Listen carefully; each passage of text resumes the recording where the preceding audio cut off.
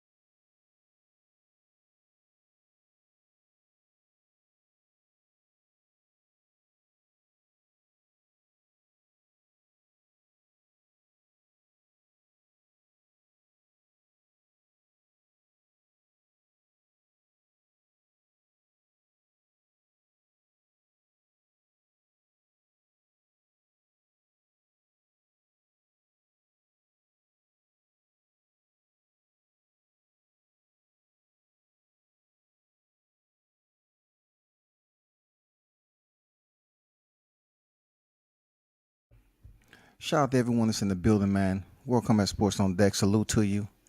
Hey, I want to give a big shout out to the supporters as always, man. You keep doing your thing. I appreciate you. Keep rocking with the channel. You know, supporting the content, and it's much appreciated on my end. Um, we want to talk about Lafayette's own, man. It's a big deal. We need to pay homage. WCS is going to pay homage to Lafayette, Louisiana's own Jermell Charlo, their first undisputed fighter, man, that goes down in the boxing annals as a first undisputed world champion as super welterweight, bro. That's big. And big shout out to their champion trainer Juan Guzman. You know what I'm saying? Shout out to Juan Guzman for taking, you know, Jermell Charlo to a different level in the trenches. That's huge, man. Good work. Good work, fellas. Good work. Trying to wait for more people to get into the building so we can rock and roll and everything else that you've been told about WCS. Shit never get old, man. Let's go. Let's giggy go, man. We're gonna talk about that pound for pound too, man. You know what I'm saying? You're looking at the thumbnail, you know what it is, man.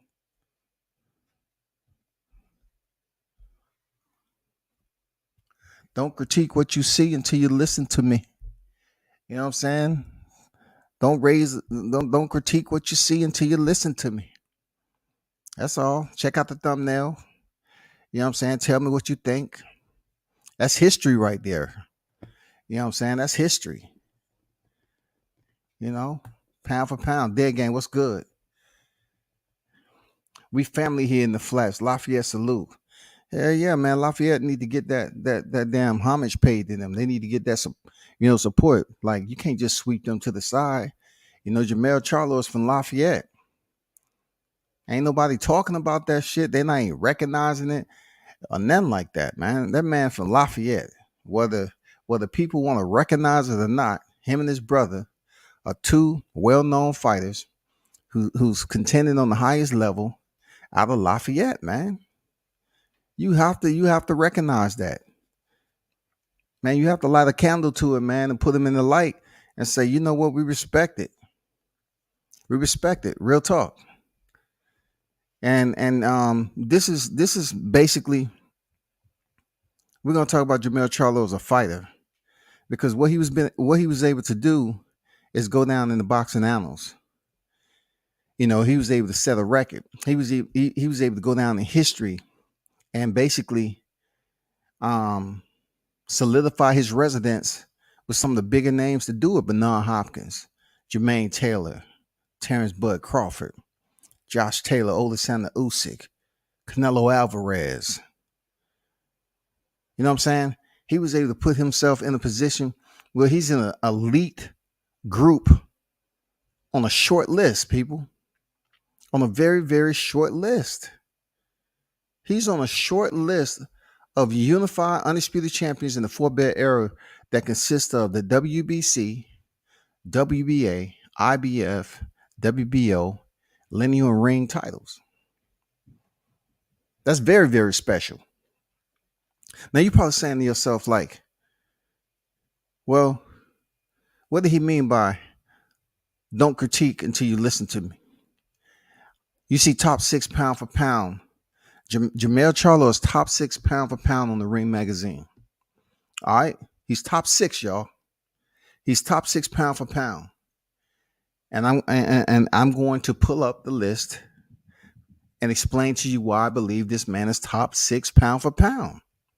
I don't care what the list says, because we understand there's individuals out there that have a bad habit of somewhat putting out, contagious, allergic criteria that has those markers, those pliable markers with the period at the end. It's called question marks. They have a real bad habit of basically shifting names on this list, and it gets very contagious to the viewers, because some viewers look at it, and if they favorite fighters in a certain position, they say, yeah, that's cool, that's right where they need to be, and then they just discard the rest of the list, and that list is a bit goofy, and we're gonna talk about that right now. That's a goofy list right there. Real talk. So let me share screen. Let me get up out this thumbnail for a minute. And let's take a gander over here with a ring pound for pound. I'm gonna tell you why Jermell Charlo is top 6. All right. Let's go over here and take a little walk. Let's stroll a little bit. Kick some empty cans and shit. You know what I'm saying? Look for some women. So right here, we stroll to the top. This is the Ring magazine ratings. All right. This is the Ring magazine ratings. Let me make sure you all are seeing that perfect. All right. So let's just go over from 1 to 10. Number 1, they have Alexander Usyk. Number 2 is Terrence Bud Crawford. 3, Naoya Inoue. 4, Errol Spence Jr. 5, Juan Estrada. 6, Canelo Alvarez. 7, Vasyl Lomachenko. Number 8, Dimitri Bivol. Number 9, Josh Taylor. Number 10, Jermell Charlo. All right. So I had to provide you with the updated format for which they inserted. Jermell Charlo is sitting at number 10 right now. I'm telling you all that he's top 6. And I'm basically about to go over and itemize and extract and put shit in the recycle bin that's supposed to be there. And then I'm going to include who I believe should be on this Ring magazine list. All right. Okay. Number 10, right off the rip. I'm starting from the bottom up. You know how they always say started from the bottom. Now okay, cool. You get it. I'm starting from number 10. Number 10 should be Shakur Stevenson, the current 130-pound unified champion, WBC and WBO junior lightweight world champion. Number 10 should be Shakur Stevenson. All right, that's who number 10 should be. Shakur Stevenson. That's what I feel that Shakur should be number 10. He should be on the pound for pound list. Now, if you're saying to yourself, well, why not Stephen Fulton? I'll look at it like this. I like Cool Boy Steph. I do recognize him, like many others, as a unified champion, as super bantamweight. But when it comes down to his last opponent, with him contending for the WBC and Shakur Stevenson contending for the WBC, I look at Oscar Valdez as a bit more leverage to it, a bit more Wall Street to him fighting a guy who had an astounding knockout finish over Miguel Berchelt, who they considered a very strong fighter. And, he did in dominating fashion. Only for Shakur Stevenson to finally get the unification bout. And he went in there and handled business. You know what I'm saying? I thought Oscar Valdez appraisal was higher than Brandon Figueroa. That's just me. I'm not going to go in too much detail right now until I finish the list. So number 10 is Shakur Stevenson. Okay. Number 9, I have Juan Francisco Estrada. Juan Francisco Estrada, the only action he's taken recently is against Roman Gonzalez. A lot of boxing fans felt that he didn't win that fight. You know what I'm saying? He's a 2-division unified champion. You know what I'm saying? Currently a super fly. You know what I'm saying? And he unified at fly. He tried to contend for the WBA championship at junior. He didn't get it. He should be at number 9, if anything. If they choose to keep him on the list, for whatever reason that is, all right, cool. He should be at number 9. Period. No ifs, ands, or buts about it. He should be at number 9. Number 8. Number 8, in my opinion, should be Josh Taylor. Once again, number 8 should be Josh Taylor. He beat Jose Ramirez at junior welterweight. You know what I'm saying? He unified the titles. Can't say anything about that. But he did have a tough fight with Jack Catterall, which a lot of people felt he lost, people. Let's be honest. A lot of us felt that Josh Taylor did not give us his best performance as an undisputed fighter. But, in these battlegrounds here, when you're talking about lacing up gloves, some fighters have those type of nights. But like I said, Shakur Stevenson, number 10, Juan Estrada, number 9, Josh Taylor, number 8. All right. Number 7, Dimitri Bivol. All right. Number 7 should be Dimitri Bivol. Here's why.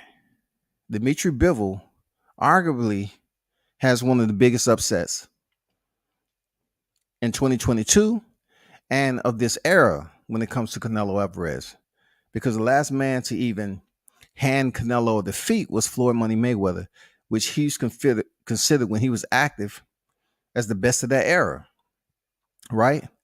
Canelo Alvarez has been doing what he does, however you want to say it. I mean, it's so much content that you can make on Canelo Alvarez, on his selection process and how he went about it and everything, but you can't deny that he was able to accomplish every move he made, except Dimitri Bivol. Dimitri Bivol upset a 4-weight champion, unified. Come on, unified in 3 divisions now.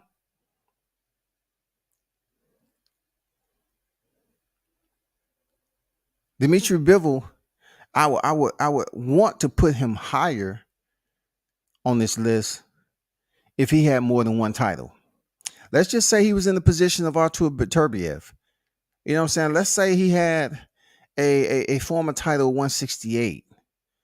I want to put him a little bit higher. But, Dimitri Bivol put on a hell of a performance against Canelo Alvarez. And I have him at number 7 because Canelo was at number 1. Now, the funny business come into play when Teofimo Lopez defeated Vasil Lomachenko, and Lomachenko was number 2.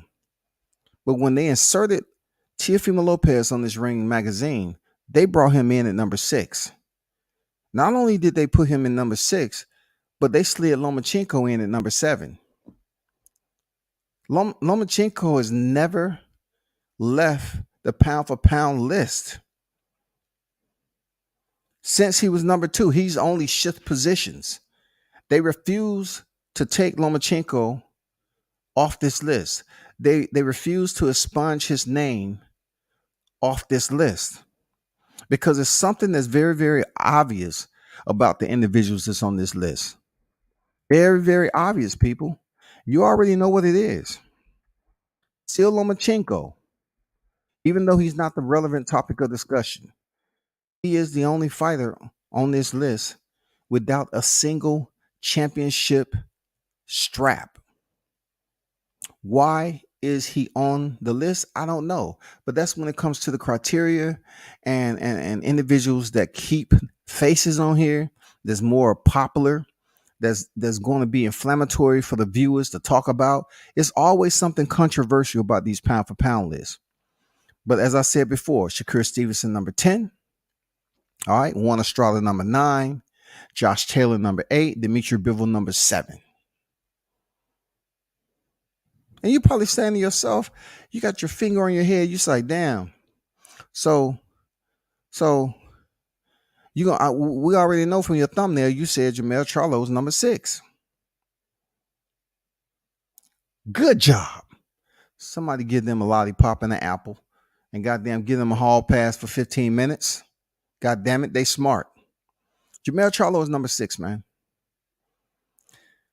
I cannot put Jermell Charlo any higher, than number 6 due to him coming off a draw and, him going in a rematch and getting a stoppage. Kudos to him, but he's a single, he's a single division champion.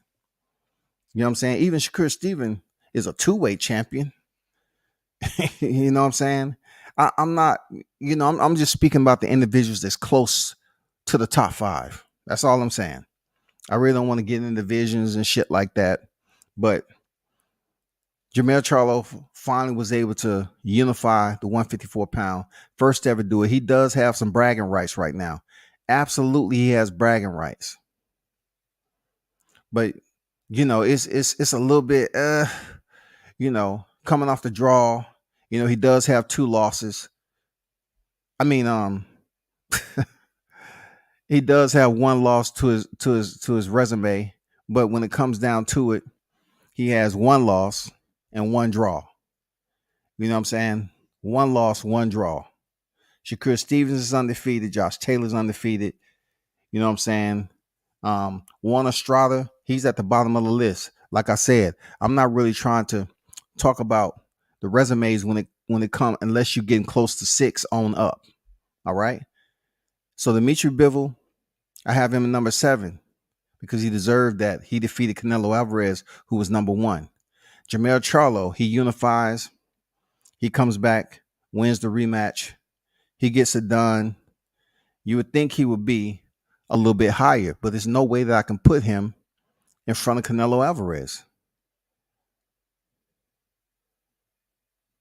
I can't put him in front of Canelo Alvarez. And the only reason Bivol is not in front of Jermell Charlo because he has not became undisputed. He hasn't been the first to do anything except in, the first one to defeat Canelo Alvarez following his stint after Floyd Mayweather in years. So Jermell Charlo, in my opinion, he seats himself nicely at number 6. And number 5, you have Canelo Alvarez. All right. Canelo Alvarez now has 2 losses, but he still has prestige to his name. He's a super middleweight king right now. He swept the division almost 3/4. He swept 3/4 of the division and collected all the titles. And you have to give him his just due for doing that. Even though he started off with a 2-piece dinner, you know what I'm saying, with the WBC and WBA title, he still was able to become the first, all right, Jermell Charlo was the first. Canelo Alvarez was the first. Seriously. I know deep down inside, Canelo wanted to separate himself from Floyd Mayweather by unifying his first division for Undisputed. He wanted to separate himself. He did. All right. He still doesn't, he still has to understand that there's separation between him and Floyd Mayweather when it comes to PPV numbers and being the top dog and being a cash cow. It's the difference. He doesn't even scratch the surface with Floyd Mayweather. But on this list right here, I have Canelo Alvarez at number 5. I think is fair. You know what I'm saying? I think all the way around, Canelo Alvarez should be number 5 from being number 1.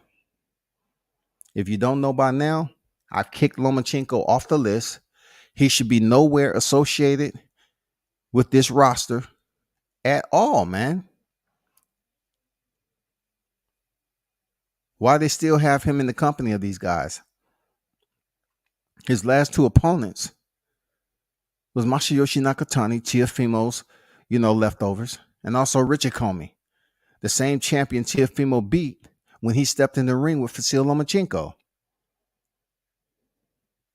And even when Lomachenko defeated him, like I said, the highest they raised him was number 6.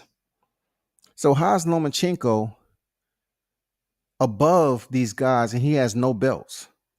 How can he be above? How can he be in front of Dimitri Bivol? How can he be in front of Josh Taylor? How? We're talking about active fighters with championships. So we got Canelo Alvarez sitting at number 5. Let me check over here at the chat. Bruce Gas Boxing Jazz and more. Salute to you. Destiny Black Cinnamon should not be on the list, period. I disagree with you there, Destiny, but hey, good to see you on the block. I appreciate you pulling up that, Destiny. Good to see you there, Bruce Gas Boxing, Jazz and more. Appreciate you pulling up, OG, and also Dead Game Boxing. Salute to you. So we're at number 5 right now. Number 4, Errol Spence Jr. He holds the WBC, WBA, and the IBF welterweight world titles. He is the unified welterweight world champion. I believe as the shifts from the bottom half of the list, I believe this is pretty much fair in my opinion. Errol Spence Jr. is still undefeated. He's 28 victories in, 0 defeats, and 22 KOs. I'm looking at this and say, okay, you shift him up to number 4 in front of Canelo Alvarez. I don't see a problem because boxing in these pound for pound rankings is crazy, man. It's very shifty. You know what I'm saying? It can be contagious for the wrong reason. It's unpredictable. But he has been able to unify the welterweight, 3/4 of the welterweight class as the WBC, WBA, and IBF world champion. Now you're probably saying, well, Canelo, he did 160. I understand. I get what you're saying. But if you look at these top 4 individuals and you look to the right of their boxing ledger, you will see a 0. All right? You will see a 0. When you go to the bottom half, you start to see a difference. So all these guys is in the top 4. I'm not sure how much stock they put into that, but all these guys are undefeated. So Errol Spence holds down the number 4 position as a unified welterweight world champion. And then you go to the bantamweight monster himself, Naoya Inoue. I mean, they have a lot of hype behind Inoue. And I've seen a lot of people, really recognizing game when it comes to, Nonito Donaire going the distance with Monster, giving him a hell of a fight. Really pretty much how to put it. I wouldn't say devalue, but he brought out some reality from Monster. Because when you have that name Monster, man, it's so imposing. And when Donaire fought Monster, Donaire said, "No, not to me, you're a monster." And you're talking about an older fighter, A veteran like Donaire went in there and really gave a good account of himself, a great account in my opinion. But they choose to keep Inoue, Inoue up near the top of the list. I'm saying they choose to keep him up here. 3-weight champion, unified at at bantamweight rather. You know what I'm saying? He's a WBA and IBF champion. We're waiting for him, to step back in there with Nonito Donaire, who's the WBC bantamweight champion. We thought we was gonna get Donaire versus Casemiro. That didn't work out. He had some personal shit going on, some verbal sparring, which caused that bridge to be burned a little bit. Now we're back to number 3. He has a fight coming up, I believe, but he sits at number 3. Undefeated. I really don't have a problem with that. And then number 2, of course, they have Terrence Bud Crawford. Now I could go a lot of ways, when it comes to Terrence Bud Crawford, on how he, was unified undisputed champion, and then talk about Alexander Usyk's unified championships and undisputed cruiserweight. You know what I'm saying? Both of these guys are in elite company when it comes to the 4-belt era. Alexander Usyk is in a smaller list when we're talking about David Haye and Evander Holyfield when it comes to unified cruiserweights. All right. But it gets a little sketchy to some hardcore fight fans when you look at Alexander Usyk being able to, earn the IBF Cruiserweight Championship. And then the rest of his titles was in a tournament style. And people want to say, oh, he beat champions. Okay. Terrence Crawford be the champion. He'd be the unified champion, right? But they don't want to give him no credit. But yet, if you look at the cruiserweight, like, people don't even know. It's a lot of people that couldn't even tell you who he beat for the remaining WBC and WBA and the WBO titles. They really couldn't tell you. They really couldn't tell you the names. But they'll give him credit because he came up to heavyweight as a unified undisputed champion.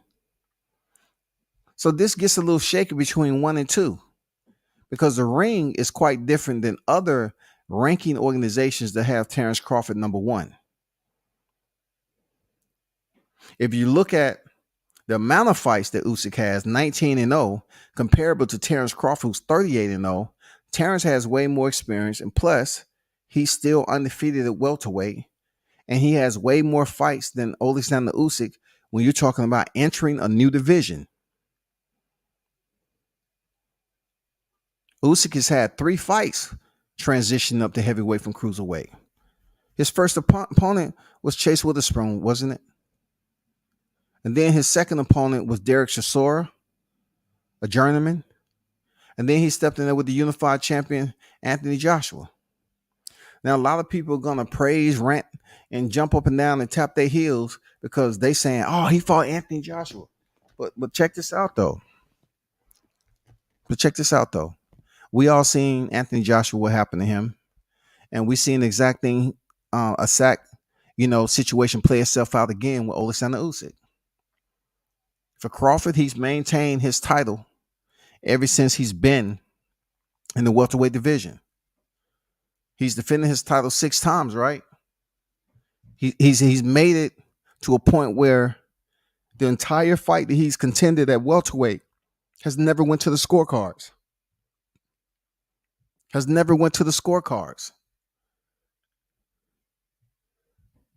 That's credential type shit. That's badges of honor right there. You know what I'm saying? Both of these guys was undisputed, but in their current divisions, Terrence Crawford has never went to the scorecard, people. Never went to the scorecard at welterweight. Never. So for the ring, they have Crawford at number 2, which, in my opinion, can be Alexander Usyk. And number 1 can be Terrence Crawford. Way more experience. People gonna highlight Oleksandr Usyk, gold medal, Olympian back then in 2012. You know what I'm saying? Which is commendable. Just like his counterpart that's sitting at number 7, Vasyl Lomachenko. Both of them are gold standard Olympians, and both of them was in the WBSS, World Boxing Super Series. But one of them, you know what I'm saying? One of them benefited the most from being in the World Boxing Super Series, and that was Oleksandr Usyk. Vasyl Lomachenko fought in the WBSS, and he didn't want that recorded on his record. He didn't want none of those fights recorded. They came up with the master plan. You remember that song, Thinking of a Master Plan? That's what Team Lomachenko was doing. So they tried to come over here and fool us with the hocus pocus and say, you know what, Vasyl Lomachenko, he's coming into the sport, and his second professional fight, he's contending for a world title. Who's done it? He will be the first ever. And it didn't work out that way. Because Orlando Salido was saying, nah, we're not going to play that game, son. I'm about to teach you how we do it. We all know you've been fighting professionally, and you didn't want the damn fights to be recorded on your resume. So you come over here trying to set records when it's actually hocus pocus, it's bogus. Really, it's untrue. You know what I'm saying? Just like they say Lomachenko was fighting little boys on his second tour in the Olympics. He tried to take full advantage, man, of the landscape. He really tried to come in here and fool people, saying that, he want to win a world championship in his second professional fight, which that is not absolutely correct. So for the pound for pound list, it'd be number 1, pound for pound, Terrence Bud Crawford. 2, Oleksandr Usyk. 3, Naoya Inoue. 4, Errol Spence. 5, Canelo Alvarez. 6, Jermell Charlo. 7, Dimitri Bivol. 8, Josh Taylor. 9, Juan Francisco Estrada. And number 10, we talking about the emperor himself, Shakur Stevenson. That's my ring. I don't get too immersed into this, but I'm just saying Jermell Charlo should be sitting no less than number 6 on the rings pound for pound list, period. Vasyl Lomachenko should not be in the company of these guys, and I don't know what the infatuation is with them continue to sustain his membership, but they need to extract him ASAP, take him off this list like they do everybody else. What happened to Ioka? Wasn't Ioka sitting at number 10? They quickly swept his ass off into the damn white. He's on this white page, the white background somewhere. You can't see him. He might be a little speck, but what happened to him? What happened to Ioka? They just had Josh Taylor up in number 5. What happened? Dude, they had Josh Taylor at number 5. What happened? How can you go from number 5 to 6 to 7 to 8 to 9? At least I put you at 8, Josh Taylor. They disrespecting you. They brought you down from 5 all the way to 9 at the back door. They have you behind Vasyl Lomachenko, who doesn't even currently have a title. Lomachenko can't even fake like Fury and say, I'm the lineal champion. I'm the gypsy lineal champion. No one can take. Man, come on. Lomachenko don't have no lineal nothing. But he does have favor to whoever is adamant about keeping him on this list, man. I swear. I swear to you.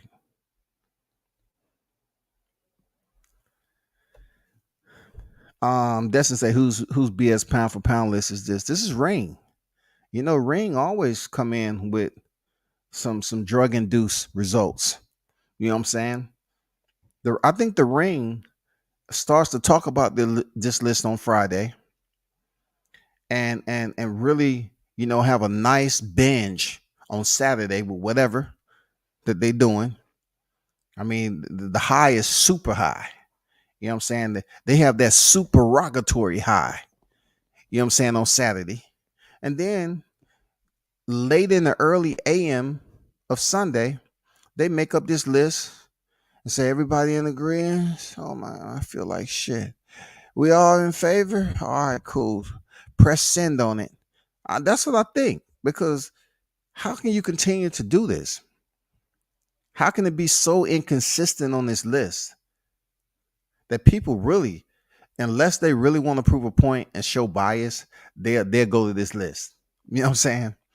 But really deep down inside, people don't take this shit serious. There's no consistent when you look at the BWA list, the Boxing Writers Association of America. You know what I'm saying? People don't take it serious. They don't take it serious. But it's good to talk about. ESPN, they don't take it serious. But I do respect it though. I do respect that Terrence Crawford, you know what I'm saying, is up where he's supposed to be. Inoue and Usyk shouldn't be in the list either. They have all kinds of clowns in this list. They might as well add Ronald McDonald to the list. Well, for one, Ronald McDonald is not an active boxer with a professional license. We don't know what exactly Ronald McDonald does outside of being a mascot for one of the most famous franchises that's out there. That's all I can say about McDonald. Salido took him to the Mexican School of Brawling. Absolutely. He introduced him to headbutts. You know, he basically disrespected the man. He said, you know, we don't care what you did, you know, in the Olympics. And we all know that you was boxing professionally before you decide to turn and have shit recorded on your record. But people never talk about him boxing in the WBSS. They'll talk about Alexander Usyk because Alexander Usyk, his shit is recorded. He earned 3 of his dang unified titles in the WBSS. The finals was in Russia. He earned the IBF in the US, and the remaining of the titles was in Russia. People are not going to talk, you know, people are not going to talk about what Vasyl Lomachenko does because, I mean, when he finally comes back to the sport, they're going to be putting up, you know, the war in Ukraine and all this other stuff. They're going to be blowing him up to be a Dan Daly Smetley Butler war hero and all this other shit. But he shouldn't be on that pound for pound list. Let's get it straight. Estrada just took an L from El Rayo. I'm not sure who you're talking about. I'm tripping. I'm not sure who you're talking about. Who you talking about? Destiny. Explain yourself, please, ma'am. Just let me know what you're saying. What you mean? I'm helping you out.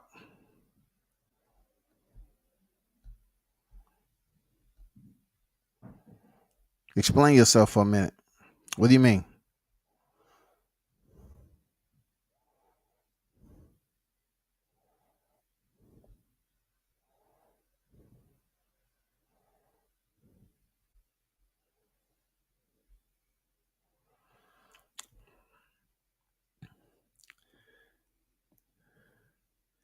IB, what's good with it? WCS, what up, player? What's good with you, player? How you feeling? Salute. Destiny in the super chat. The one and only who in the F is Destiny Black. Appreciate the dang $5 super chat from your queen. Appreciate you being on the block today just to show love. I appreciate that. You know, it's funny that you even show up over here because the other day I was like, damn, I haven't even seen Destiny. Where the hell is Destiny been at? You know what I'm saying? Where you at? A lawyer say at Destiny Black, Estrada didn't even fight Rayo. I think you got your food mixed up. Ringwood voice. Yeah, his last fight, you know, he was supposed to rematch Roman Gonzalez and he ended up catching COVID.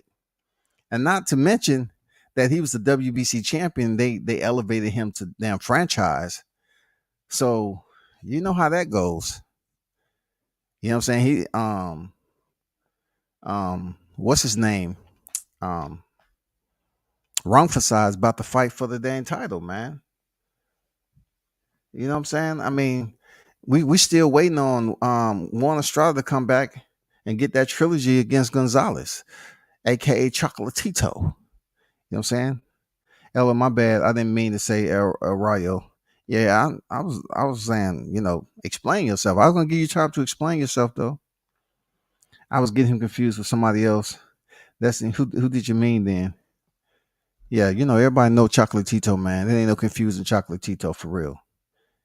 It's no confusing. Real talk. But that's my pound for pound list. Um, of course there's some manipulation in there for me, but like I put up here earlier with my thumbnail, I just want to show homage. First of all, once again, shout out to Destiny for the super chat. Appreciate you, Queen, for pulling up. It's good to see you on deck. I wanted to show homage to Lafayette's own, for that undisputed quest that he was able to accomplish, Jermell Charlo at super welterweight. And like I said before, Juan Guzman should get credit for, doing an absolutely phenomenal job getting Jermell Charlo prepared for that fight with Brian Castano. He did an outstanding job. He should get recognition also. Y'all know who Juan Guzman was, man. Stop playing. Y'all know who Juan Guzman. Those of you that follow the sport, y'all know. Goddamn, Guzman gave you that heat, that energy. You know what I'm saying? We need to recognize the champion too. But in this particular sequence, we just need to, give him his salute for being a part of Jermell Charlo fight camp leading up to Brian Castano. And also, recognize the fact that Jermell Charlo, even though he's not in my favor, you know what I'm saying, he is a top 6 pound for pound, in my opinion, if we're going to go off the ring mag, in my opinion, of what he just was able to accomplish. In my opinion, he should be there because he was the first to unify 154. He does have history. He's going to stand alone for a while. You know what I'm saying? He's going to stand around for a while. And also, the second list, which is a bit longer than the list he's on, because he's the only one right now, but he goes on the list of the four-belt era, man. With Jermaine Taylor's B-Hop, Oleksandr Usyk, Terrence Bud Crawford, Josh Taylor.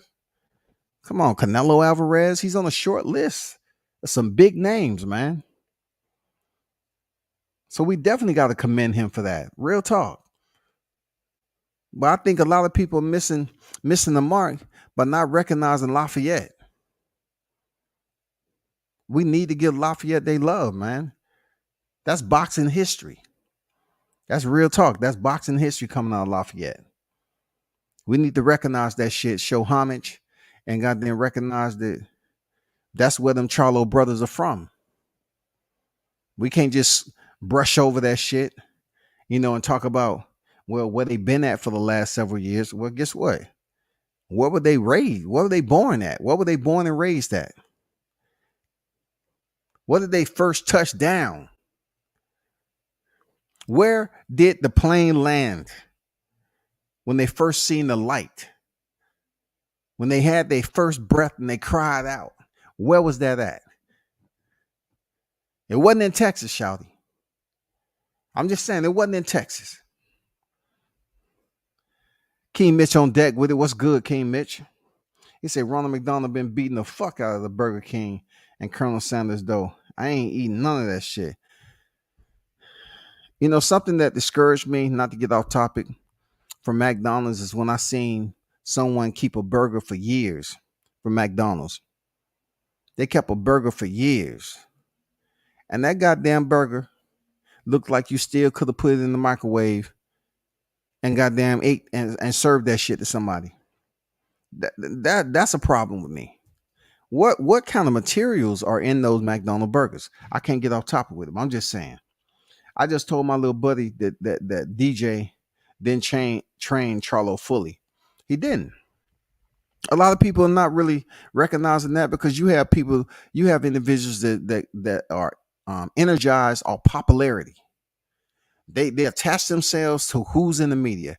Yes, Derrick James is the head trainer, so to speak. But from my understanding, Juan Guzman played a significant role in getting him ready for this fight camp with Brian Castano. And he should be recognized. He should be recognized, man. His career is over. Now he's training and he should be recognized, man. They should just say DJ, DJ, DJ. You should recognize goddamn JG. Even Jermell Charlo put it out there. He gave Warren Guzman his credit. The fight fans should. Instead of just linking DJ to Jermell Charlo. You know what I'm saying? DJ to Jermell Charlo. No, he has another trainer in there. Because like Showtime put out there, that was one of the first times I heard it months ago. That he was training with Guzman and DJ would come in like twice a week. Or whatever. Maybe twice a week. And then it turned out to be true he was training with Guzman. A lot of people didn't even know that shit. Andrew Charles on deck with it. What's good, bro? WCS ISA MRE. And let's not get on the MREs now. Meal ready to eat and get you constipated. For real. That's what the MRE. You touch that peanut butter if you want to. Goddamn, you don't have to worry about going to the bathroom for a week straight. That peanut butter gonna plug that shit right up. Man, hey, look, they poisoned us so bad in the military. They gave us some shit. I mean, god damn, it's horrible. The stuff we ate. It's horrible, man. That's why our kids come out and they have these attitudes. That's why they call them military brats. Because, when we start to have kids, our shit contaminated. Because they fed us all that shit. How can you go all these years spraying off bug spray? You spraying off all on your skin, right? You going into the field. You sleeping in the field. Sometime under the light, under the moonlight. You sleeping in the field. I don't know if the Army did that, but the Marines, that's what we did, right? You didn't put up shelter house. Sometimes you sleeping under the light. So mosquitoes and everything. You had to literally drench yourself in off. The same type of chemical that we sprayed on the squad bay deck to take boot polish up. So being that our skin has pores, can you imagine how much saturated poison and chemicals that we put into our bloodstream spraying that off on us? I mean, that off was just crazy. We sleep in the field. And the mosquitoes got, god damn, they back. They didn't get enough last time. Y'all ready? The buffet is on the way. Man, I'm hungry. Hurry up. Set up. Do a head count. We ready, man. This is gonna be delicious. I cannot believe they came back. Real talk. So, I look at the chemical, consumption that, that was absorbed in our skin for that whole time. Man, it's just incredible, man. He said, I think you should cover that Tank versus Rolly if you can. I know you said you wouldn't do it. It's much deeper than just Rolly Tank. You know what I'm saying? It's much deeper. It's more so, dealing with the rhetoric to get you to that point. I mean, at my point, at my age, I just choose not to want to deal with some of the rhetoric. As many fights as I covered, you know what I'm saying, both amateurs and professional, I just don't like putting up with that level of stress on a fight card. And if you look at, I know you look at it, IB, and a lot of other people, but if you look on YouTube, you will pretty much see the media outlets that they're pushing hard. They're pushing certain media outlets who can walk around and they can go as they please and everything. But people like myself walk up in there, it's rah rah rah rah rah rah, and I ain't trying to hear that shit because I'm doing the same thing they doing. I have my own equipment. My camera equipment alone is 6 stacks easy with my lenses, my glass, my 2 camera bodies, and everything else. But certain individuals, they look like, oh well, Y'all got to stay on this side. You can't walk through here, while the other ones are just walking around asking crazy ass questions. Hey, I like that belt you have. I like that color. Is that fuchsia? Oh wow. Who cut your hair? I like that. You got some spritz in there. How long have you been going to that barber? Wow. Did you tip him? Oh, okay. What are you doing after the fight? Are y'all going to that favorite restaurant of y'all's? Oh, okay. I'm gonna meet you there. Yeah, I'm gonna meet you there. Guaranteed.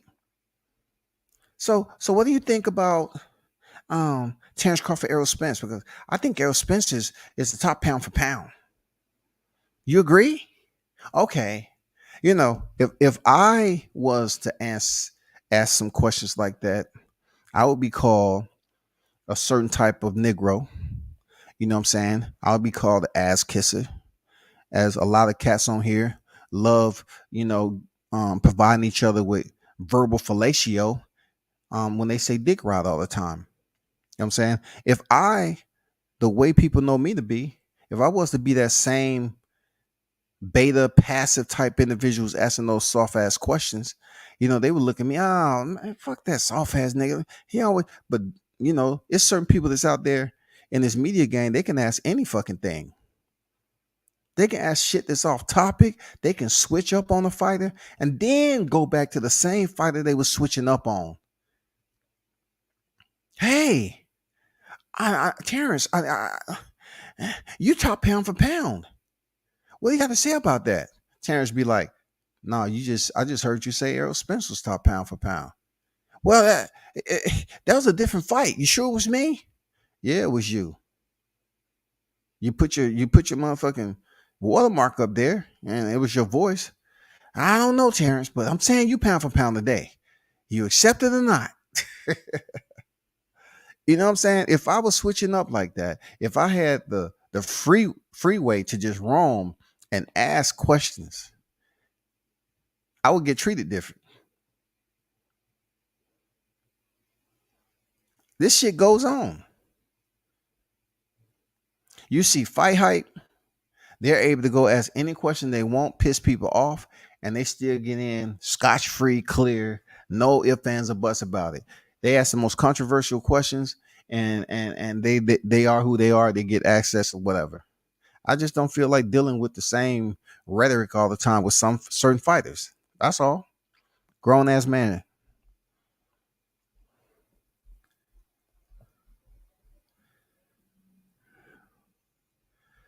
King Mitch on here to my F the ring mag. I just use that as an example, bro.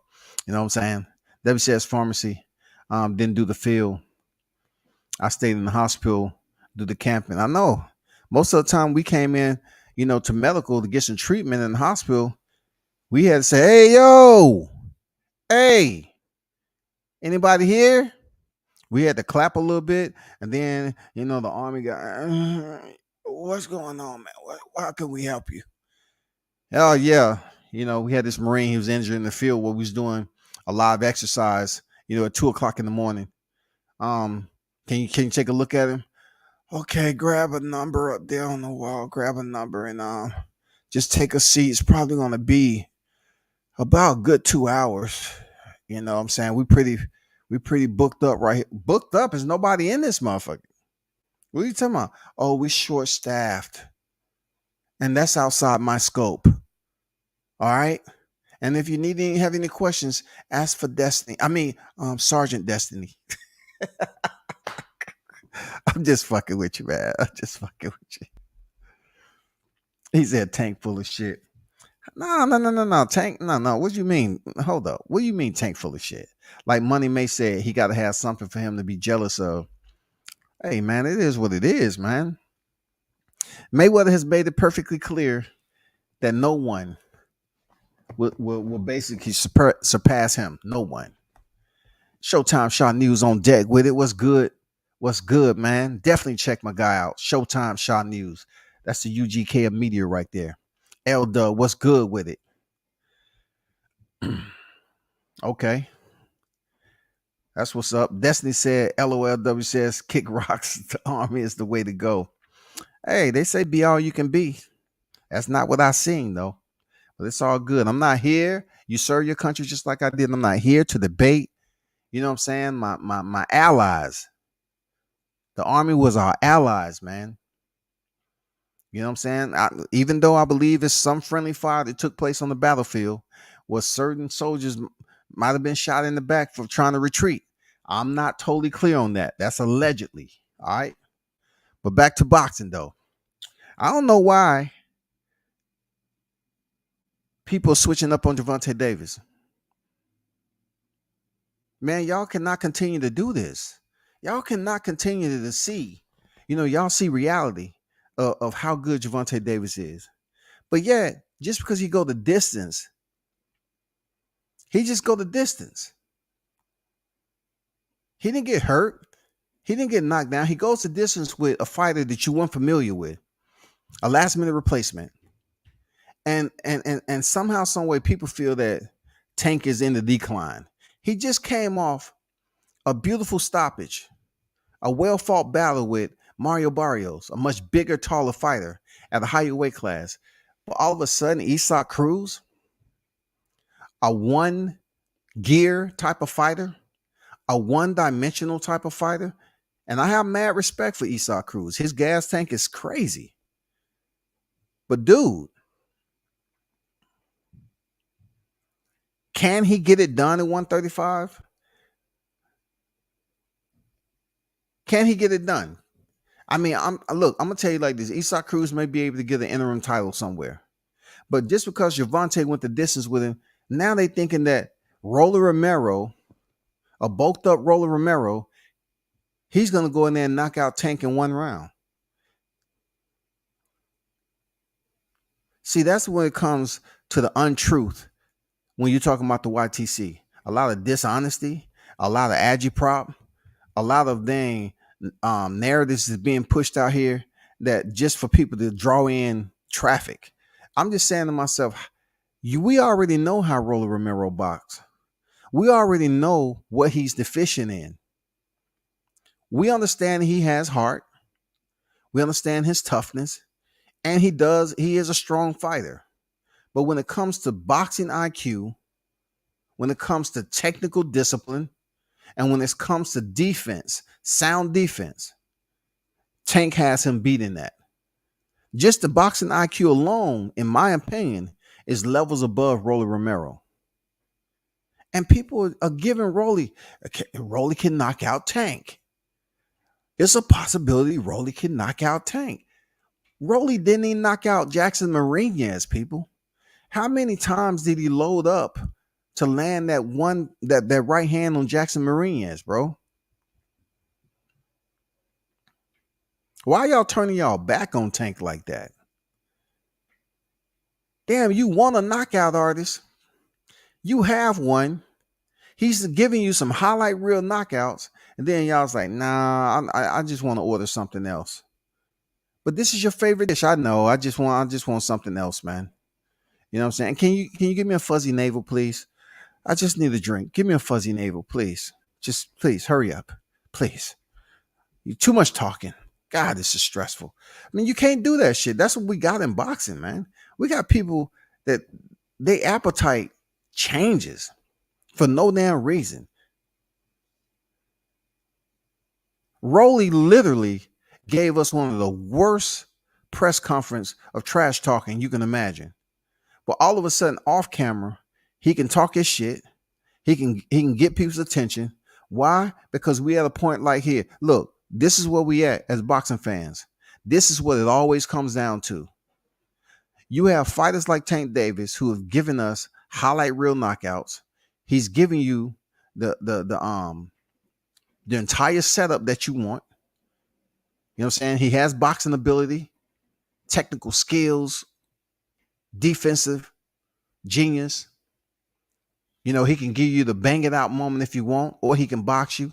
He proved that he can box off the back foot against Isaac Cruz. And then he has that one situation changer, and that's called power. He has all those tools that you want in a professional boxer, a star boxer like Tank Davis. And then it gets to the point where we get these motherfucking spoiled ass boxing fans that's turn around and say, what? I want to see him lose. That's the bullshit of it. You can do. It's not enough. It turns into shit. You can do for these boxing fans all you want, and it turns into shit because they want to see you lose. Watch what I tell you. It's going to be a lot of people hoping that Shakur Stevenson lose soon. You know what I'm saying? It's a lot of people hoping and praying Devin go over there and don't make it through the first fight. Yeah. And definitely when it comes to the welterweight division, it's a lot of people want to see both of those fighters lose. You know, on top of us wanting to see the fight, period, but they want to see either fighter take a L. I heard Black and Brown. Hold on for a second before I tell you. This is some of the most savage. Hold on for a second.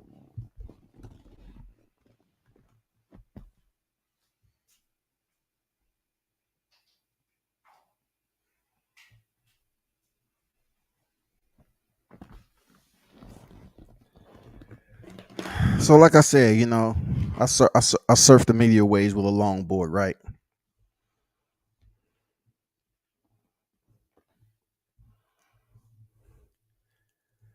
Sometimes I use a watercraft, according to, you know, if I got shit to do. Because, you know, I'm all about them bikes. But Black and Brown Boxer says some of the most G shit, man. That shit was hilarious. He said, and this ain't no black media voice either. He said when Canelo Alvarez lost, he said he made some of the best love to his wife. He said when Canelo Alvarez lost, he made some of the best love to his wife that night. That shit was, goddamn, that was some G shit. It was hilarious, man. He said he was feeling that good about Canelo losing, man. That he went in there and made some of the best love to his wife. Man, that was some funny G shit right there. I ain't gonna lie to you, man. That was hilarious to me, man. Because, you know, I would have said some shit. That nigga hating. Here we go again. Canelo hating. There we go. You know what I'm saying? I couldn't say nothing like that. I couldn't say, you know, I went to the strip club and just burned some money just because Canelo lost. They'd say I'm hating. You know what I'm saying? I would have been considered a hater. But that was some funny shit, man. LO haters gonna hate. I'm not impressed with Tank at all. He got to show me more. So what exactly you not impressed with though when it comes to Tank? Is it just the fact that he fought for WBA regulars, you know, at 135 and 40? What are you not impressed with? Seriously, I'm just curious to know what's your grievance with Tank Davis. Are you not impressed with his opposition? The man is sitting, you know, on a pound for pound. I mean, not pound for pound, a PVP, pay per view, PPV scale. And yes, we are looking for him to increase his competition. And this is his last fight with Floyd Mayweather. So potentially he may start to elevate his names on his resume. But of course he has to get through this fight. Hopefully it's not Jaron Ennis, Chris Van Heeren, you know, type of shit where the fight end early. It's still a fight. He answered the bell and it ends by a damn headbutt. He don't have any more fights on the Mayweather promotions. That might be a good thing. You know, I never been a fan of a KO. I love the sweet signs. Okay. I don't see you as that, Destiny. You know, because once you start going in on somebody, it seems like you go for the knockout. And not only that, if they are on the canvas, you seem to take it a step further by probably stomping them out a little bit, taking a blade to their jugular. You know what I'm saying? All them torture methods that you see in these damn suspense movies. You know what I'm saying? These murder plots. CSI. You seem like that type of person. You know what I'm saying? To go to overkill. The sweet sign, I just never seeing you as that person that's looking at a fight for the sweet signs and say, "Oh, I love that. Oh, what a sweet signs." No, you seem like a person that'll take a glass, an old champagne bottle, it might be in the trash, and throw it at the TV. Period. That's what I see. That's my opinion of Destiny. I don't know. You might have had a melatonin already. You talking that soft shit like you talking some soft shit tonight. That's not like you, Destiny. That's not like you. Mm-mm. Hell no, they ain't like you.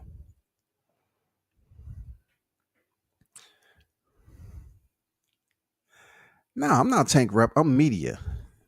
I'm just a voice. That's all. I'm a voice. We all black people gotta stop grouping them others with us. They don't f with us. In some cases, I get what you're saying, but that's not across the board though.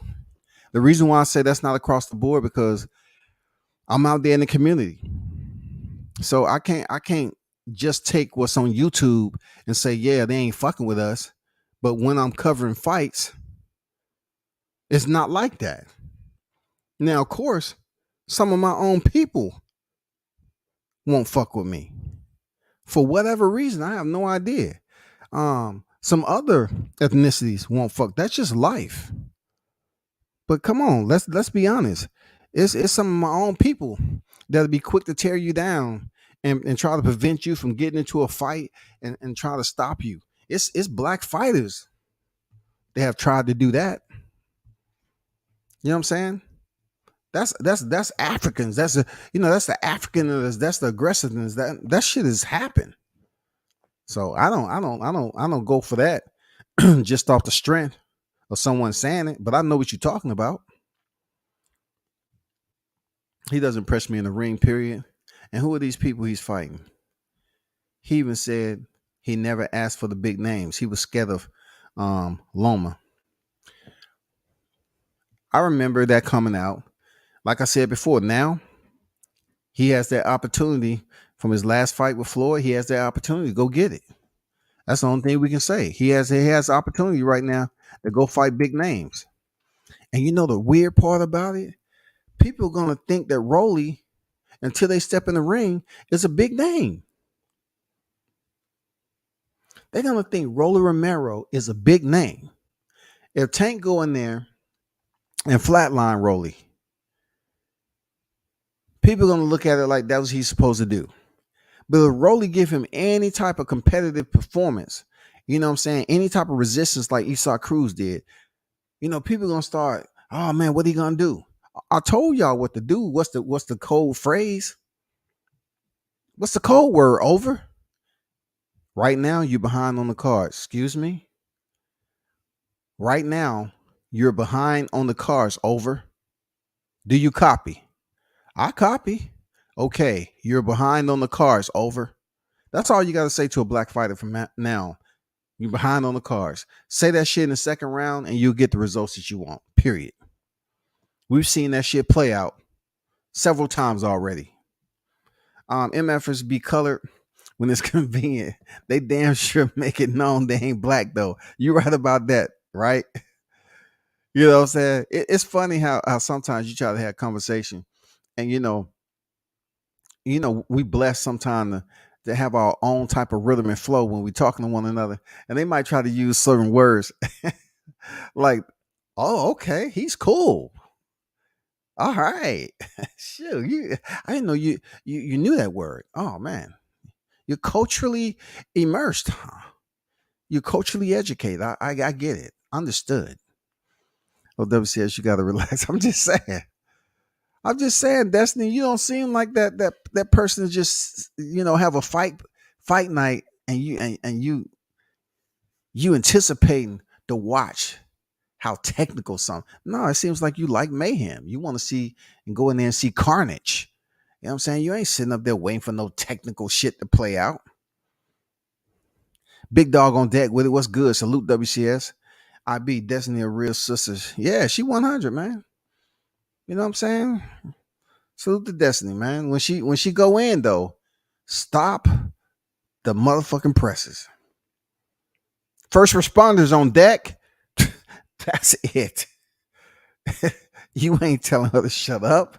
It ain't no technical shit. It's all out chaos, dog. Fuck her. First responders, are you here? Um, I'm just messing with you, Destiny. I'm gonna ride with my people no matter what, for sure. Say same here. But look, Destiny, uh, we have to call it for what it is, though. You say you ride with your people. Sometimes your people don't ride with you. They try to ride over you. You know what I'm saying? I understand. Like I don't have to exist as a black man in society and say I'm gonna ride with my people when I've seen some of them try to drive completely over me for no reason, try to run me over. You got to be smart about that. With your maturity, you definitely got to be a proper, decision making because you don't want to make no decisions that's going to put you back in life, all because you say you want to rock with your people. Melon love, power since I can't say black. Melanin. W says that's where you're wrong. My favorite fight ever was Rig versus Nonito. Okay. All right. Those ain't my people. Those are Benedict Arnold's. Well, Benedict Arnold's is not ethnicity or race, though. You know what I'm saying? That's just a characterization of people that you don't agree with the way they act. You know what I'm saying, Destiny? And look, I don't heard you in some of these off-topic conversations, and you're very intelligent. Real talk. But your intelligence has nothing to do with what I'm talking about. It's just your level of patience when you're telling me you like to see a technical fight. Eh, I just don't know.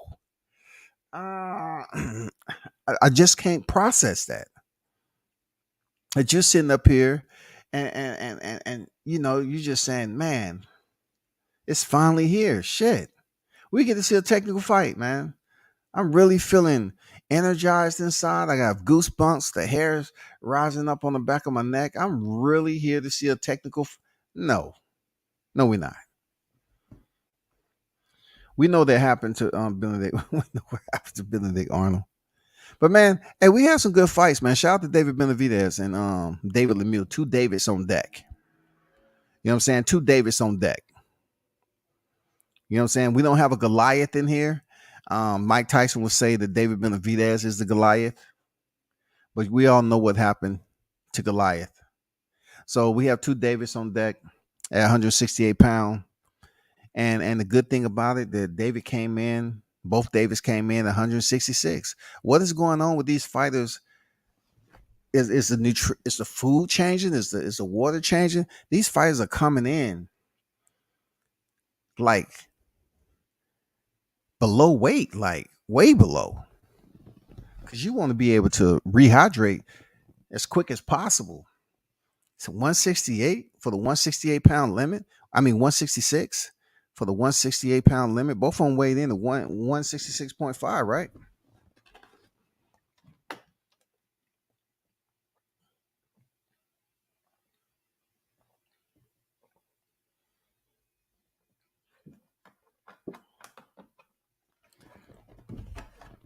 I'm just saying they weigh 166, bro. What's going on? And that's good for David.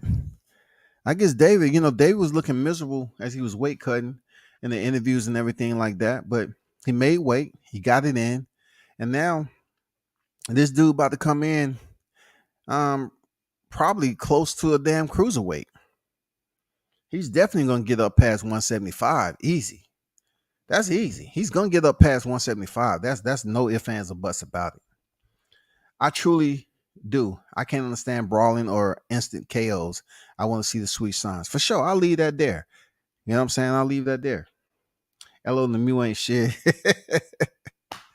Man, sometimes I have to question whether Mitch is a true boxing fan, dog. I think you're a rebel that likes to stay close to boxing. What I mean by that, I think if it gets to a point where enough fans are booing, I think Mitch is that dude that'll be the first to throw a bottle. For real. And walk out like he going to the bathroom and then leave the arena. While they up here, hey, anybody see that guy? He just threw the ball. It opened up a vicious cut on the head of the fighter. Anybody see that guy? And that'd be Mitch, man. He'd be the first one to throw a bottle and leave the arena. I'm just saying. He said David Lemieux ain't shit. How many losses do David Lemieux have, man? You act like he has Chisora losses. You act like he close to the double-digit losses. You act like he got Pacquiao losses, bro. You know what I'm saying? How many losses do Lemieux has? Man, Lamont about 246. I want to see that ish. I don't know who. I can't pull it in. What you saying, Destiny? I can't pull it in. I'm not sure. I saw David Benavidez, lip big brother, say he whooped both Charlos. Delusional has been ass chump. Delusional ass. I saw David big brother say he whooped both Charlos. Hey, David ain't no joke, man. That'll be an interesting fight, especially with Mel Charlo. The way we see him go in there and compete, but we definitely ain't gonna see Mel Charlo and David Benavidez anytime soon. You know what I'm saying? Mel Charlo did start boxing before Mal Charlo, though. He came in the sport in 07, and Mal Charlo came in 08. But who's been able to accomplish what better than the next? I mean, they kind of neck and neck. There's separation. Being that Mel Charlo became undisputed, but Mal Charlo is a 2-weight class champion too. I don't know what he's gonna do after that because he keep on bullshitting on whether he want to move up to 68 and fight Benavidez or not. He does a lot of capping. He has to step up to the plate now. Coming off that performance that little I can't even call Mel that. He ain't no Lil Charlo. You know what I'm saying? His twin came off. He proved himself, man. He proved he can take a punch. He proved he about that smoke. He proved it, man. He stopped Tony Harrison and he stopped Brian Castano, dog. You got to give the man his props, man. You have to. He was about that business, but the way they look out the ring sometimes, I don't know, man. It's quite the opposite. Like they be losing their motherfucking mind, dog. Bro, Lemieux ain't shit, bro. Currently, he ain't shit, especially at the super middleweight. Well, he was up there trying to chop it up and have a sidebar conversation with Benavidez. Benavidez wasn't trying to hear that shit. He's like, bro, what are you doing? Whispering in my ear, trying to think this a joke. We supposed to be, acting serious and shit. Benavidez up there, hey man, what you about to get into? You want to have brunch? You know what I'm saying? Benavidez like, dude, why are you whispering in my ear? King, he's definitely delusion. Most likely to throw a bottle in a brawl. Yeah, for sure. That's Mitch, man. Mitch would throw that bottle first and walk out like nothing happened, man. That's Mitch for real. Oh man, they calling Lemieux 246 years old. Damn, all from Gennady? Why y'all on Lemieux like that? All from Gennady? Man, y'all are brutal, man. Seriously, y'all brutal. Y'all got to start putting some respect on Lemieux name before he step in there this weekend. You know what I'm saying? Put some respect on Lemieux name. Y'all still looking at him when he stepped in there with Gennady, huh?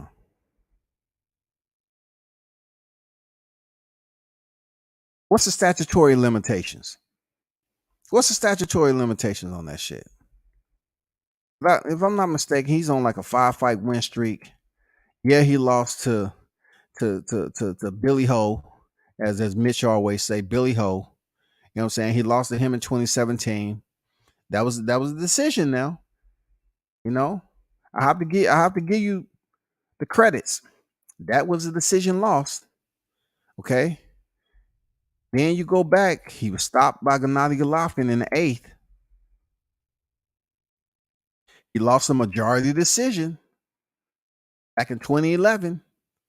And then that was the only time he had back-to-back losses. Marco Antonio Rubio.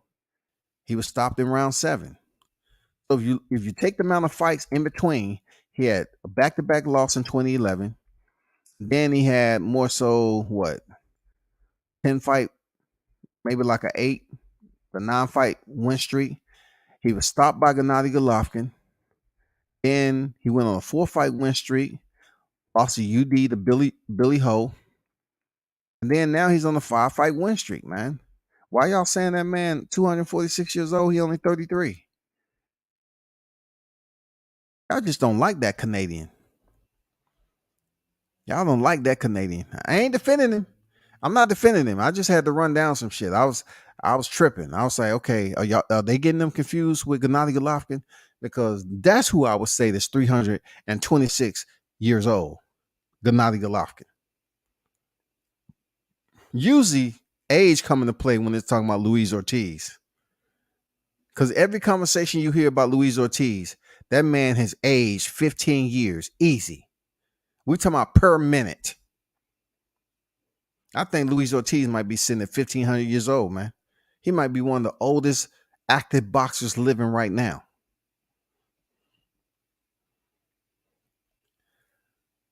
David is solid. He's a little big. Brother Jose Jr. is a has-been ass chump. Both Charlos will punish him. They might punish Lil Brother, but both of them, them Benavidez is tough, man. You can tell they some tough. I mean, you gotta reflect and turn back the hourglass when Jose, before he got, was injured. Dude was a problem. It was a problem, man. He was an absolute problem. For him to come back off that long hiatus and compete at middleweight, that shit was, oh man, that was weird, dog.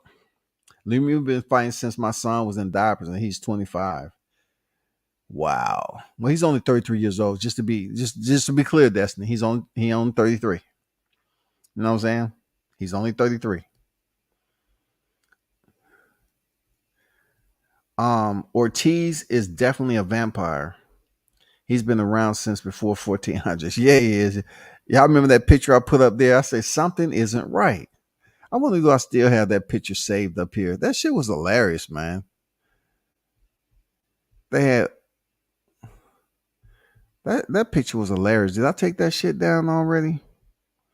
I think I took that shit down, bro. Damn. Well, I see people dropping out because they want to go watch the playoffs. I don't know why people be so, incredibly invested in the playoffs when their team is not even there. You know what I'm saying? Your team is not even in the playoffs. Real talk. That's the crazy part about it. But if you look at the eyes that that is my background right now, that's the pound for pound best right there. You know what I'm saying? Just so everybody can be clear before I get out of here. That's the pound for pound best. That's a pound for pound best right there. We still waiting. I continue to hear the voices talk about splits, what the fight should be. I really don't care about the numbers of these individuals because they're the ones getting in there and fighting. And also their teams and their attorneys, managers should be the ones making sure, assisting them with negotiations. So it comes down to where the fight is going to be at. Both fighters going into that battlefield feeling like, okay, everything is nice, it's fair, it's minimal stress, except fight camp, of course, and let's go get it in. I can tell you right now, if they keep pushing for the fight to be in Texas, the fight won't happen. So I don't want to hear some shit like, oh, well, we sent them the contract and they didn't want to sign the contract. If they trying to fight if they trying to push for the fight to be in Texas, Terrence Crawford already been adamant that he's not fighting in Texas. He's going to go on neutral ground. So it'll probably be in Vegas at whatever arena, T-Mobile, Something. It's gonna be somewhere close to Vegas. Seriously. What else? What else was out there? Oh, and the Devin Haney situation. This is gonna be the talking to the fight, man. Look, it's incredible how attention is brought to this fight opposite of what it should be. Like for the two fighters, the attention that has been magnified for this fight is more so Bill not being granted access over to Australia, but yet it's still promo.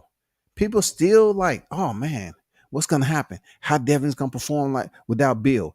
It's a bit um it has its pluses for free promo, especially on YTC, because the Haneys are well known in the boxing universe. They are well known. So the fact that he wasn't able to get in there, people are doing their own vids on it. But ultimately, there's a tall task ahead for Devin Haney. He has to go in there and win that first fight in hostile territory of Australia. And then not only that, leading up to the fight, his team, Yoel Judah and everybody else is there. They have to make sure that the security, the safeguard of Devin Haney is paramount. They have to ensure the safeguard of Devin and his health, and he don't eat anything bad or he doesn't get sick. And none of that shit plays out over there. It's gonna be boring for real. You know what I'm saying? This is the first time Devin has been in a situation like this. It's gonna be extremely boring. You're not gonna be able to go out on the town and just chill. No, you're gonna be in house. You're not gonna really be able to walk around. You're gonna do shakeouts and shit. You want to hope everything is perfect and nobody's trying to damn contaminate you. Oh man, it's gonna be brutal, dog. It's gonna be brutal, man. I can't tell you how many times in the military we've been through this situation where we're away from our family members and everything, and we're waiting for the advance party to come on deck. So we get there ahead of time. If you are pre-deployment and you get there first, you have to help set up and everything like that, and then you have to make sure communication is green on the classified and unclassed, the nipper sipper. Then you have to wait for the advance party to come in, and that can get quite boring because once services is up, you have to have fire watches. Of course, this happened a lot when you're younger, when you're lower rank. You have to be fire watch and you have to watch the gear for hours upon hours upon hours. That's somewhat like Devin Haney's going to be in. He's going to be in a situation where he just can't go out and do what he want to do because he has one of the biggest fights of his career. His father's not on deck yet. You got to have the perimeter secured. You got to continue to keep it secured all the way to weigh-ins and fight night. I mean, it's going to be tough, man. This is almost like an impossible situation for Devin Haney to come out unscathed. You know what I'm saying? But if he does, it's legendary. Y'all remember that. If Devin Haney comes out of here unscathed and he comes out 2-0 from the Aussie double, it's legendary shit. And what's going to be the fucked up part about it is that Kambosos ain't a legendary fighter. But due to the extreme adverse conditions and circumstances, if Devin is able to get through this Australian Aussie double to face Lomachenko, his stock is increased tremendously. You know what I'm saying? His respect for Devin Haney, it's almost like he is going on the deployment. Real talk. It's almost like he's going on the deployment. He's going into the battlefields. He's going behind enemy lines and he's fighting for the country of boxing. You know what I'm saying? Of his people. I mean, that's what it seems like. Because it's a fucked up contract. It's a fucked up dilemma that he's in with the way the schedule for which he has to fight 2 fights over there. Also, it's fucked up that he doesn't have a rematch clause that's in his favor. It's too much. But goddamn it, he come over there 2-0. He come from over there 2-0. Man, motherfuckers should be waiting at the pier. Goddamn it, champ. We see you. Them belts look nice, champ. Great job over there. Salute. Give him his flowers, man. And on to Lomachenko. Let me see. Ortiz is definitely a vampire. Bud gonna beat little Goldfish. He'll definitely be fish out of here, out of water with Bud. Yeah, man, we waiting on that.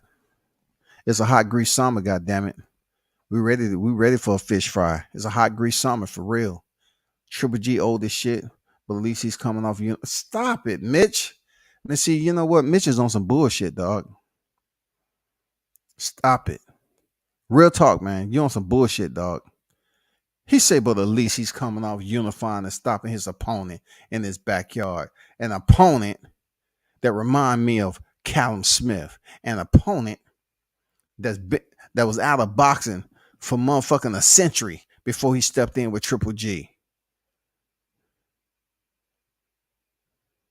A lot of people on here can't even separate motherfucking Yoda Murata from Dimitri Bivol. They think they the same person.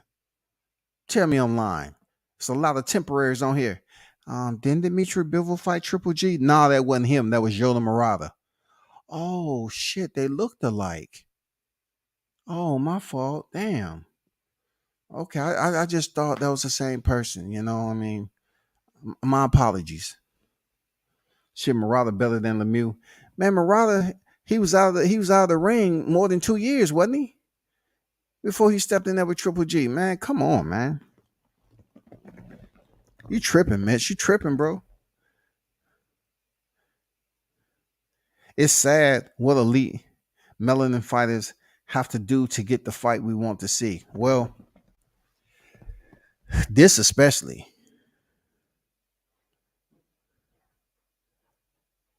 The huge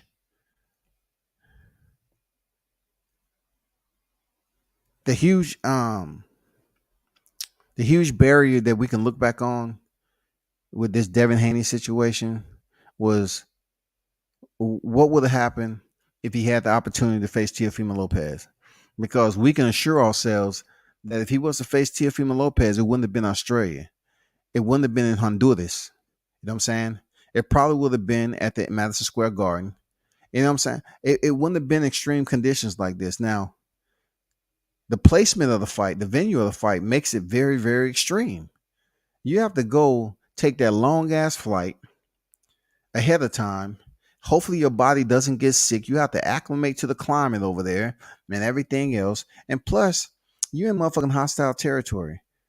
They want to be the first ones to say that they gave you a L just like they gave Teofimo Lopez. Real talk. They want to be the first to say, you know what? I'm the old killer. I gave Teofimo his first loss. I gave Devin his first loss. They want bragging rights. And Lou DiBella, he's gonna run into the night with that shit. Peter Khan is gonna run into the night with that. They're gonna be plotting, scheming, planning. They're gonna say, our fighter can't lose. He just defeated two of your top fighters. Teofimo and Devin. That's the bullshit they're gonna be coming with, dog. Devin Haney is a bad mofo. Supreme confidence in himself. Gamboza ain't nothing special, but he ain't no slouch though. Talking about riding with your people, man. I'm definitely I want to see Devin come up out this motherfucker every bit of 2-0 from the Aussie double. I want him to go in there and goddamn shut the fuck down out of Bozo, man. I want him to have goddamn Bozo's nose glowing like Rudolph the Red-Nosed Reindeer, goddamn it. I want that nose to be glowing so bright. Just keep popping that motherfucker till he can't breathe in that bitch. I told everybody the integrity that Bozo he did not possess. He was lying the whole time, man. Bozo was lying the whole time. And then all of a sudden Bill can't get over there. What are you saying? Like, I know it's difficult for us to put the blame on Kambosos, but why keep somebody outside when you let Iron Mike in. We all know that there's no comparison when it comes to, the offenses and the paperwork that Mike Tyson has versus what Bill has. It's no comparison. But Mike Tyson was able to get in over there. Combat defending bum ass Lemieux, but I can't say nothing positive about old Triple G. Man, I ain't defending no Lemieux. Dog, I could care less about Lemieux, dog. I was just talking boxing, bro. No.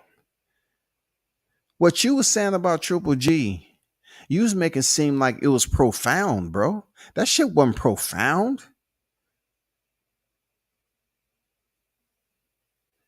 That shit you was talking about from Murata, who, man, both of these cats had been out for quite some time, but Murata was been out this bitch for a while. Like I said before, it's a lot of people that can't even separate Yoda Murata from Dimitri Bivol. They think he the same motherfucking person, dog. Triple G full of shit too, but this old ass is unified. Yeah, he is unified. Real talk, he is unified. He's definitely unified. I'm just waiting for the IBF to throw that motherfucking wrench in Triple G's game. He said he want to fight, Canelo Alvarez. That's gonna be at a higher division than 60. So, man, Triple G might retire after that fight because he's gonna get paid handsomely, and he's gonna try to ride off. I don't know. He might be one of those fighters that stay in over time and really start, collecting those L's. He only has one L. You know what I'm saying? Believe it or not, Triple G only has one loss. Real talk. He only has one loss. But man, it's been a pleasure as always, man. Appreciate y'all holding it down. You know what I'm saying? It's been about an hour and a half. You know what I'm saying? Kicking it.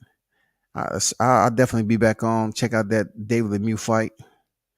And big shout out, salute to the supporters as always. Hit the like button on your way out if you haven't already did. Tell a friend, sub to the channel, turn up and tune in to World Combat Sports. I'm out, people.